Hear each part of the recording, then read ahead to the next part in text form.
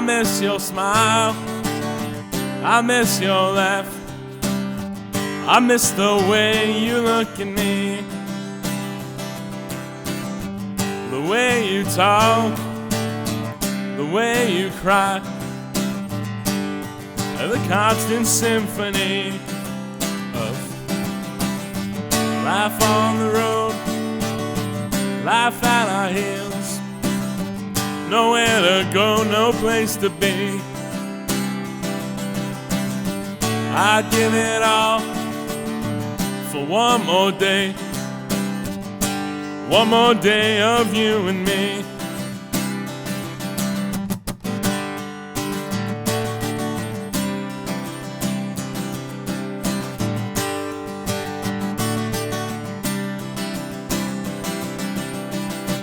Where did you go?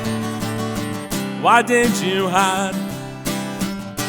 Is it all a memory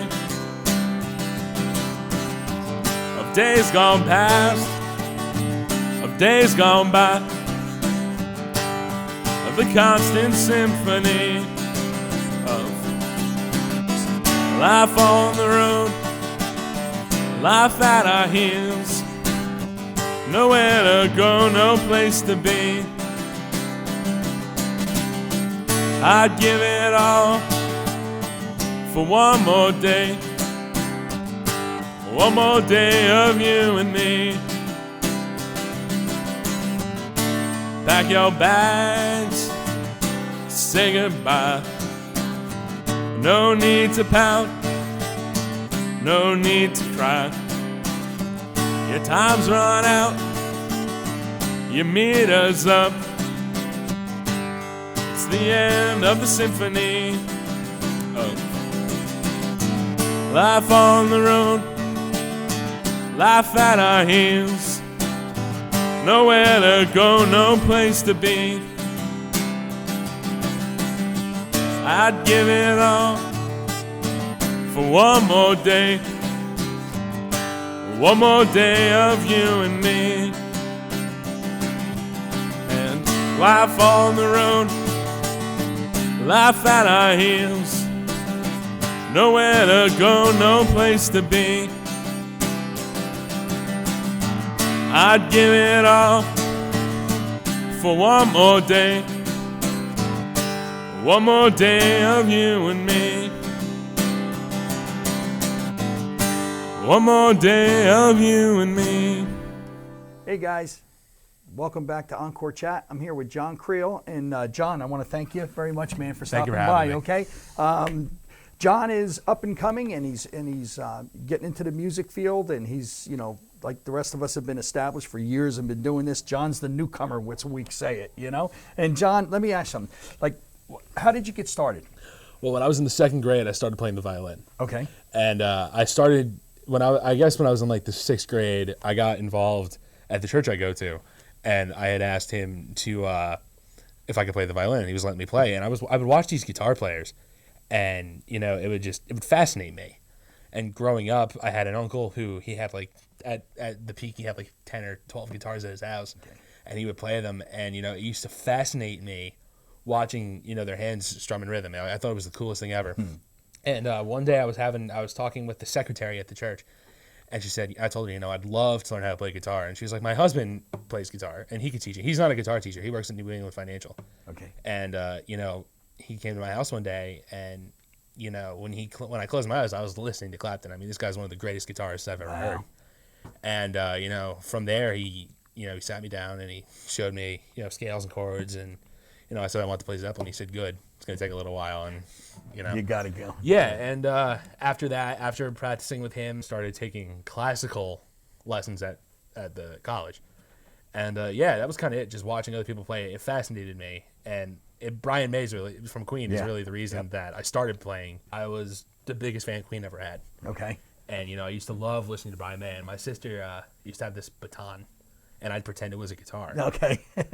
And then my grandmother had an acoustic, and I just took all the strings off and would air guitar with that. Okay. Before I could really play. Right, and get into it. Yeah, and then I got good enough, and I got in my first band when I was 14, and it's ever Good. since I've And been. you just kept going. I got bit by the bug. Yeah, I was going to say, you got the bug. Now, John, how important would you say, like, because you learned everything. You had somebody teaching you, and you went to county, and you're doing school.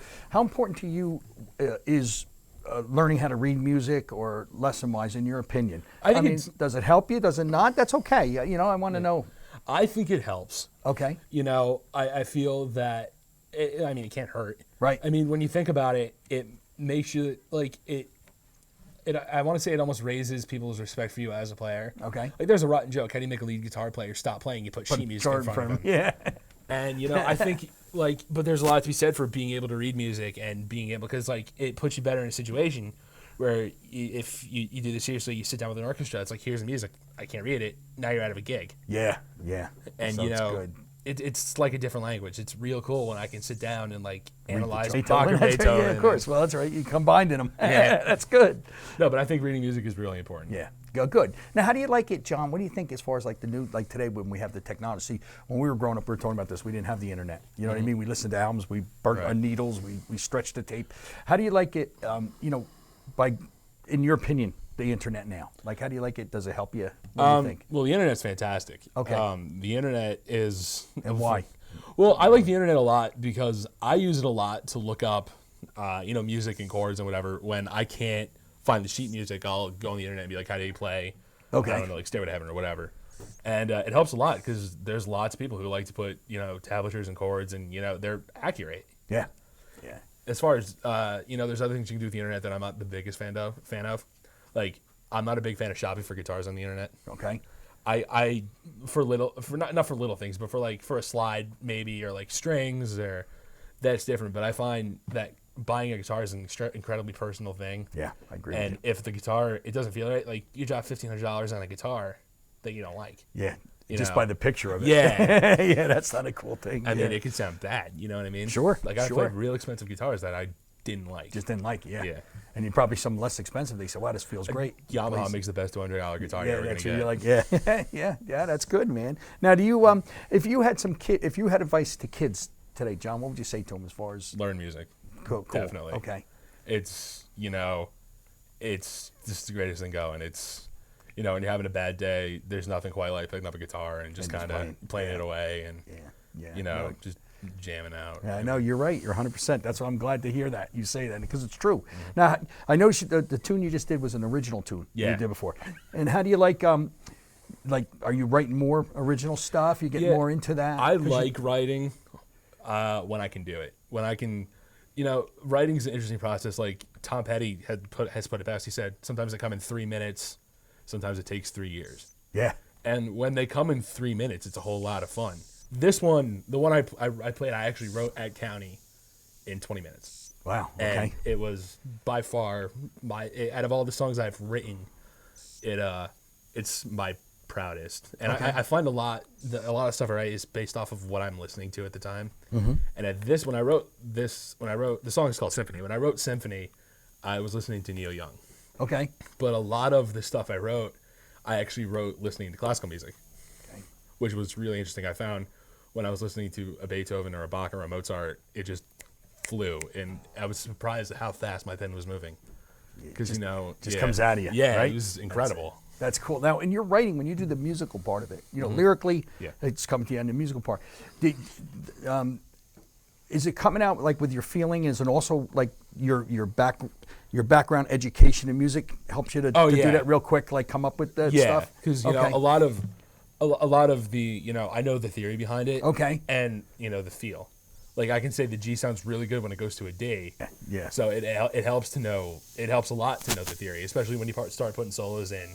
Mm-hmm. You got to know where you can put them. Sure. You got to know what is going to work and what's not going to work. Cool. That's really good. John, I appreciate you coming. Now, listen, guys, thank you so much for I having just me. want you to know John plays out all over the place, so check him out and, and take what he's talking about in stride, man, because it's so important to learn an instrument, guys. It really, really is, and let's keep the music alive. and we'll talk to you soon. Okay? Take care. Thanks for tuning in to Encore Chat.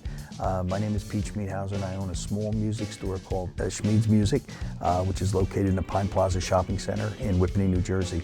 I just want to thank you all for watching, and I just want to stress how important it is to learn, to play a musical instrument no matter what it might be, and to really, really better yourself in learning. And I just want to thank you guys and everybody for taking the time to watch our shows, and stay tuned for more videos to come.